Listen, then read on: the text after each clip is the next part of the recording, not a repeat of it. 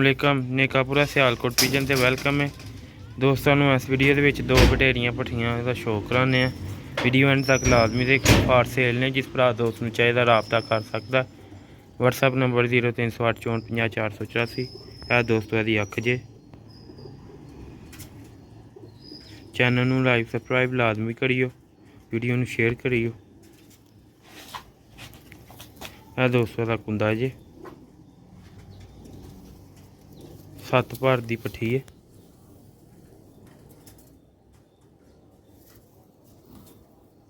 ए पंजे जे दोस्तों, ए फ्रंट जे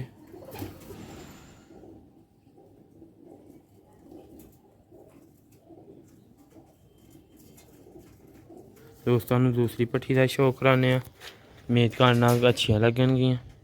जेह्ड़े भरा दोस्त भी चाहिए रबता कर सकता है। दूसरी पट्ठी जे सकियां भैनां ने दोवें।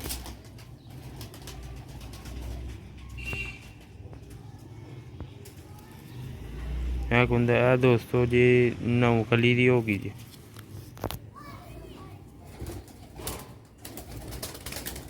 है पंजे जी दोस्तों, है फ्रंट जी दोस्तों। हम छड़ के भी विखाने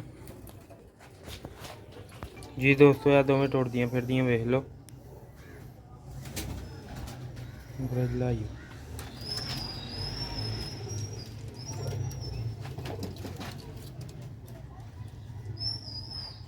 जिस भरा दोस्त भी चाहिए रबता कर सकता। फार सेल ने बटेरियां पट्ठियां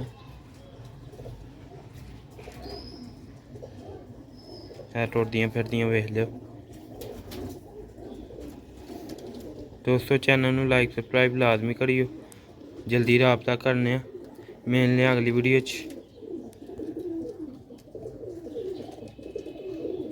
अस्सलाम वालेकुम दोस्तों। नेकापुरा सियालकोट पिजन ते वेलकम है दोस्तों। अज एक छत वाले परिंदे का शो कराने। वीडियो अच्छी लगी लाइक शेयर लाजमी करियो। फार सेल है, जिस भरा दोस्त में चाहिए रबता कर सकता है। दोस्तों शो कराने। लो भी दोस्तों, यदि अख वेखो माशाल्लाह।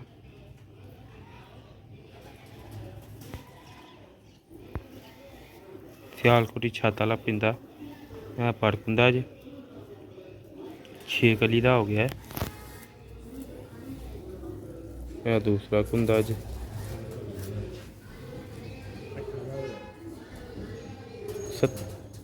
8 कलियां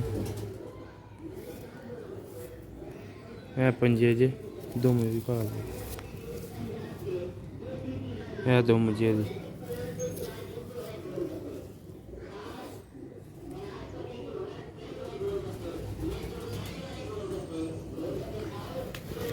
लो भी दोस्तों, यह दूसरा बच्चा जे पट्ठे का भरा है सक्का।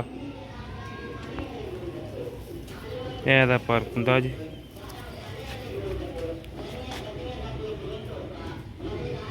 चैनल में लाइक सबसक्राइब लाजमी करियो। व्हाट्सएप नंबर 0308 64 50 484 जिस भरा दोस्त में चाहिए रबता कर सकता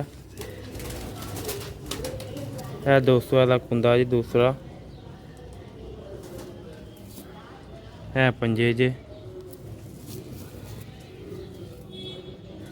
जे फ्रंट है। बच्चे की अख जे दोस्तों छड़ के भी शो कराने। वीडियो ने जुड़े रहियो। लो भी दोस्तों, है दोवें परिंदे जे जिस भरा दोस्त में चाहिए रबता कर सकता। छत वाले परिंदे ने दोवें।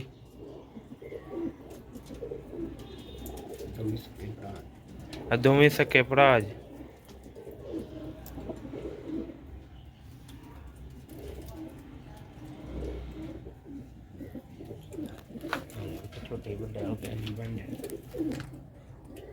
जरा दूसरा बच्चा उन्हें भी है बड़े हार है। इस तरह ही गारा हो जाना। उस अलग 0 कली च है 8-9 कलियां च ते वो भी इंशाल्लाह इंज हो जाएगा। लो भी दोस्तों, जल्दी रबता करना वे। जिस भरा दोस्त में चाहिए मिल सकते हैं दोवें परिंदे। मिलने अगली वीडियो। अस्सलाम वालेकुम।